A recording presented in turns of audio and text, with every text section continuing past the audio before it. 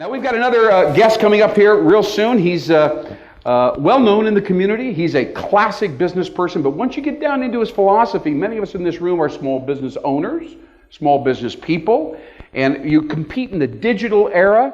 If you're a retailer like Troy was or is, we were discussing earlier, you're fighting Amazon, and these can seem like insurmountable odds. There are many, many people who are like, I give up, all right? I've got a website, that doesn't seem to matter that much. Not as many people are coming through the door. The phone's not ringing like it used to. I'm just going to ride this thing down and lock the doors. And don't think that there aren't many, many small business owners that feel like that, fighting Walmart and all the rest.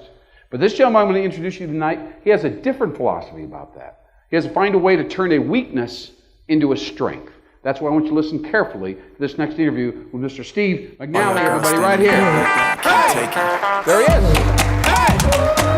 Yeah. Hey, you got a fan club, man. Yeah. I love it. Oh, he goes, I know I got a fan club. Sure. I'm impressed. Doesn't everybody that runs an office equipment store in Norfolk have a fan club, or would that be just you? Probably just me.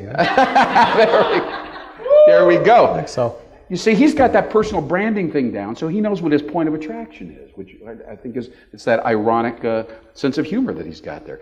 Listen, you told me something very revealing. You said, when you and your wife, you weren't planning on coming to Norfolk or coming back and staying and so on. Isn't that right? Tell us your story, how you got to this point. I want to hear this quickly before I dive into your psyche.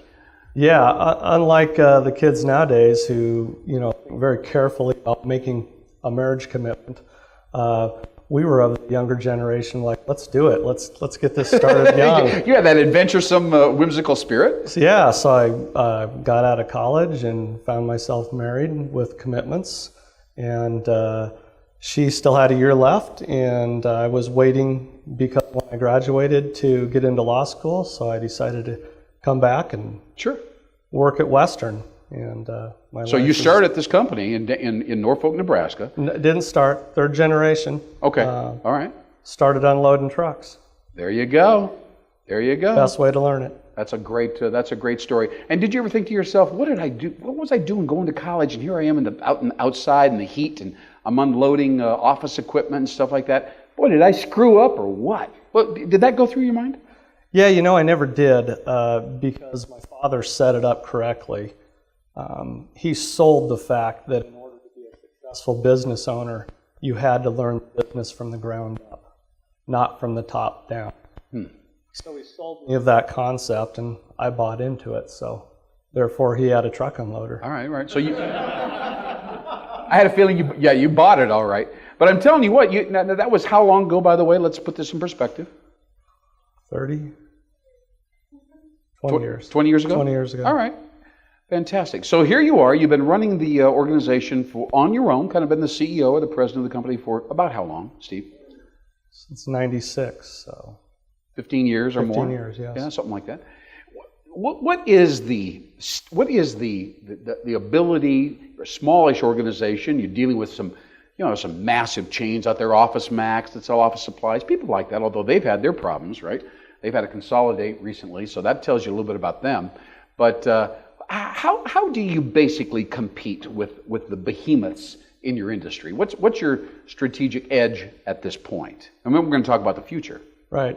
The strategic edge is to figure out what your product offering is that will differentiate yourself, and that your people will be able to make that difference with your customers. Yeah, now you said two things right there. Differentiate, boy, Michael Porter would agree with that, as would we all. So and then the second thing is what? Now, teaching your people how to implement that differentiation or kind of make it happen?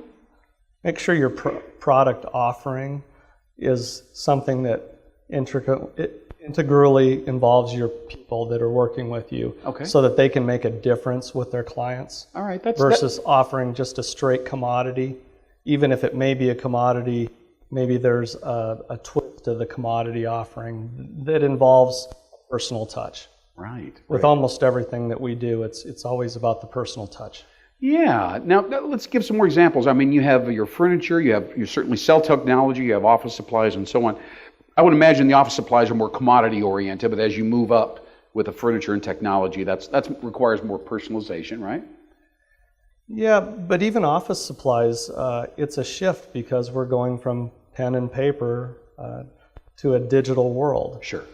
So Supplies maybe there's and so so maybe there's a customer.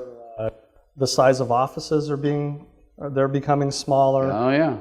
You know, the labor involved in passing paper around. So you really have to be consultative with the customer. You know, are you really looking for something that's going to print, or are you looking at something that's going to manage your data? Yeah. Do you advise people to, for instance, store their data in the cloud, or if you advise that, then that you lose control of that client, or are you a technology firm as well? Correct, we are. And it's kind of like what Becky was alluding to. Every client is different, and every client has a different comfort level, depending on their experience and what they're willing to step into. Right. So that's where your people come in, is being a consultative advisor, free of charge to these people, of saying, you know, we know this industry, right, and we know the commodity side of it, and we know the digital side of it, and we have all the products that you're going to have in your office that you're going to need. You don't have to go home at night and spend time studying up on how to make your office more productive. Sure.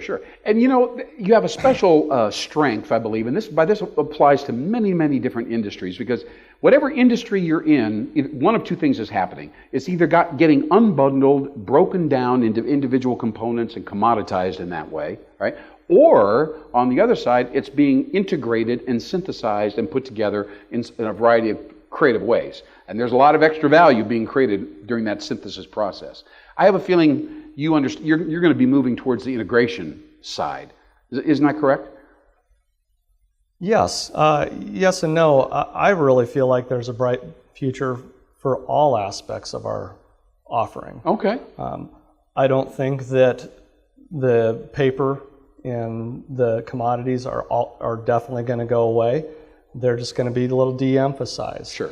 There's going to be a shift in our industry, and I think that whatever business you're in, you're always looking at what is that next shift going to be? Absolutely. How is that going to affect you, and how can you change your offering to be successful, to match up with that shift? And communicate the fact that you're adapting to that. Right. I mean, some people, you may go to all the effort and have all the equipment lined up and the new features and different things. And if people don't know that, then of course that's a challenge as well.